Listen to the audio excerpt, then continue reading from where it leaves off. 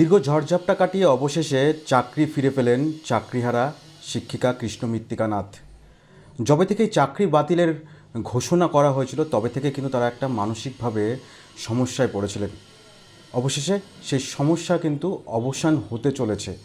ইতিমধ্যেই কাউন্সেলিংয়ে অংশ নিয়েছেন কৃষ্ণমৃত্তিকা নাথ। তিনি স্কুলও চুজ করেও ফেলেছেন। তবে এর মধ্যে তিনি কি ভাবছেন, আদতে যে নির্দেশ দেওয়া হয়েছে কোর্টের তরফ থেকে সেটা কতটা সুরক্ষিত এবং আগামী দিনে সে সেইভাবে শিক্ষকতা করতে পারবেন কি না, আমি কৃষ্ণমৃত্তিকার সাথে কথা বলবো।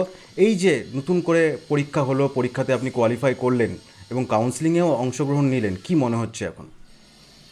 এখন সাময়িক স্বস্তি আবারও বলবো, কারণ এখনও তো বিষয়টি কোর্টের বিচারাধীন, তাই ভবিষ্যতে কি হতে চলেছে আমরা কেউই জানি না। তবে এটুকুই বলবার যে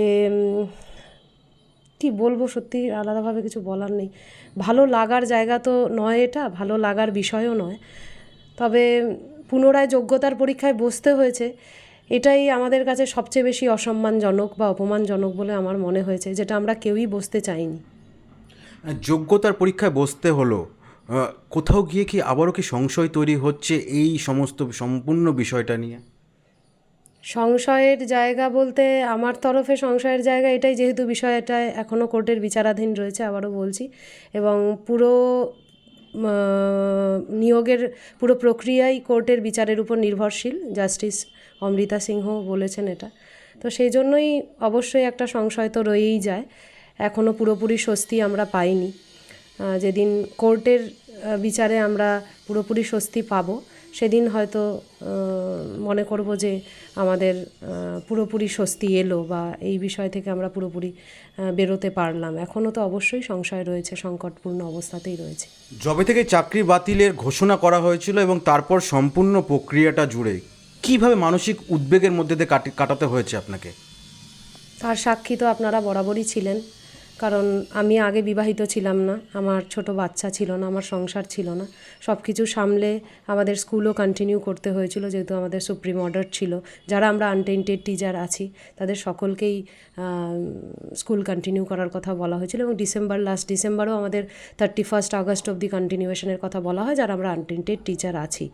তো এই আনটেন্টেড টিচার হিসেবে যেহেতু আমিও একজন, তো আমিও স্কুল কন্টিনিউ করেছি। তার মাঝখানে সংসার সামলে স্কুল কন্টিনিউ করে আমাকে পড়াশুনোও চালিয়ে যেতে হয়েছিল, রাত জাগতে হয়েছিল। তার জন্য যেরকম মানসিক কষ্ট পেয়েছি, শারীরিক কষ্টও ভীষণভাবে পেয়েছি। হাইপার টেনশন ধরেছে, কোলেস্টেরল হাই হয়েছে, তো এরকম বিভিন্ন শারীরিক কষ্টও ভোগ করেছি। কাউন্সেলিংয়ে অংশ নেওয়ার সময় কি কি মাথায় রাখতে হয়েছিল, কি কি মাথায় রেখেছিলেন কাউন্সেলিংয়ে যখন গেছিলেন?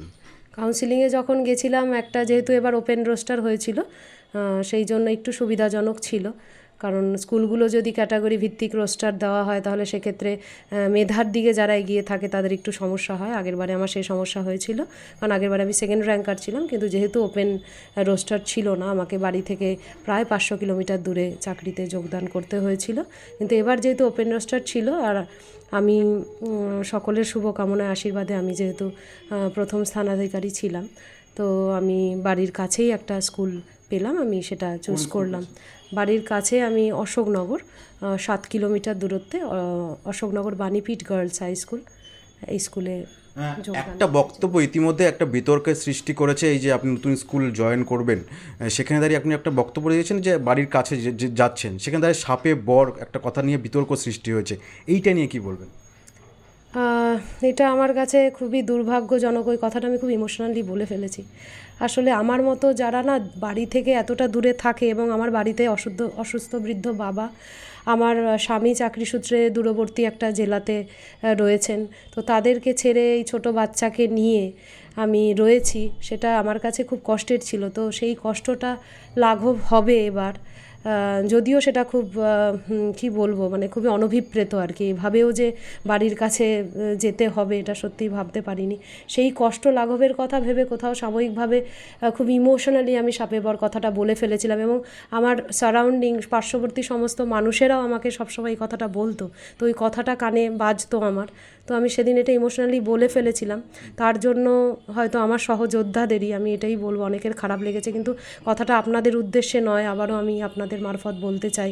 সমাজের যেসব মানুষরা আমাদের দিকে আঙুল তুলেছিল যে 2016 সবাই অযোগ্য, তাদের উদ্দেশ্যে এই কথাটা আমার হয়তো বলা, কারণ তারা ভেবেছিল যে আমরা অনুত্তীর্ণ হব, আমরা হয়তো অনেকেই আমরা এই পয়সাতে আসতে মানে নতুনে ভাবে আমরা আবার চাকরির ফিরে পাওয়ার জায়গায় হয়তো পৌঁছতে পারবো না। তাদের উদ্দেশ্যে বলা এবং খুব ইমোশনাল জায়গা থেকে আমি এটা বলেছি। এটা বলা আমি জানি না আমার ঠিক হয়নি হয়তো, কারণ সহযোদ্ধারা বলছেন, আমি তাদের মানসিক পরিস্থিতিও বুঝি। তো তাদের যদি এই কথাটা খারাপ লেগে থাকে আমি তার জন্য অবশ্যই তাদের কাছে ক্ষমা প্রার্থনী। আমি একটা লড়াই ছিল, সেই লড়াইয়ে সকলে মিলে সামিল হয়েছিলেন, নিজেদের চাকরি ফিরে পাওয়ার লড়াই।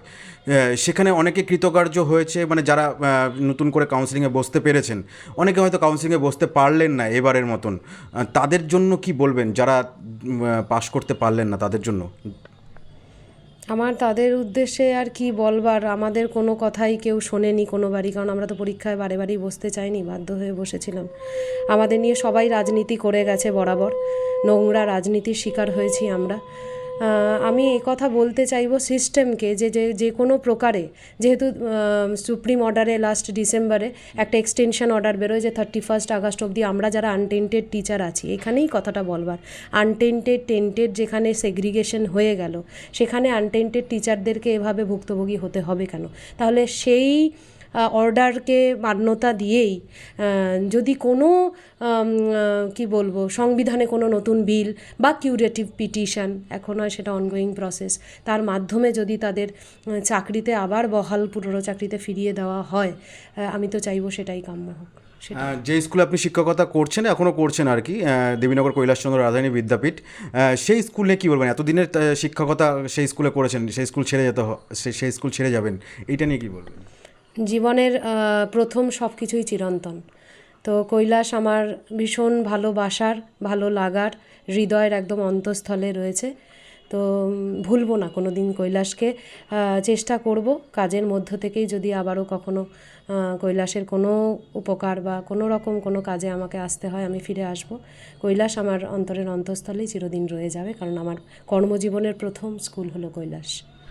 কৃষ্ণ মৃত্তিকা নাথ তিনি কিন্তু সাফল্য পেয়েছেন, তবে তার সহকর্মী যারা ছিলেন, যারা এই সমস্ত লড়াইয়ের মধ্যে ছিলেন, তবুও কোথাও গিয়ে তারা সাফল্য পাননি কিংবা কাউন্সিলিংয়ে বসতে পারেননি, তাদের জন্যও কিন্তু তিনি জোরালো দাবি করছেন, যদি সংবিধানে কোনো নিয়ম থেকে থাকে কিংবা কোনোভাবে তাদেরকে যদি তাদের কাজে ফিরিয়ে দেওয়া হয়, শিক্ষকতায় ফিরিয়ে দেওয়া যায়, সেই দাবিটাও কিন্তু তিনি রাখছেন। এবং তিনি যে স্কুলে এখনও শিক্ষকতা করছেন, সেই স্কুলের প্রতিও কিন্তু তিনি কৃতজ্ঞ, এই কথাটা কিন্তু তিনি জানাচ্ছেন। রায়গঞ্জ থেকে সুমন রায়, আরসিটিভি সংবাদ।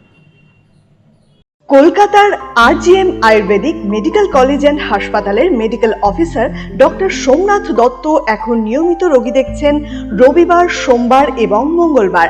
দীর্ঘদিনের হাঁটু, কোমর, গাঁট ব্যথা, নার্ভের সমস্যা, পেটের সমস্যা, যৌন সমস্যা ও মানসিক সমস্যা সমাধানের নির্ভরযোগ্য প্রতিষ্ঠান রায়গঞ্জ স্কুল রোডের লোকনাথ আয়ুর্বেদিক ঔষধালয় ও রায়গঞ্জ LIC মোড়ের লোকনাথ আয়ুর্বেদ চিকিৎসালয়।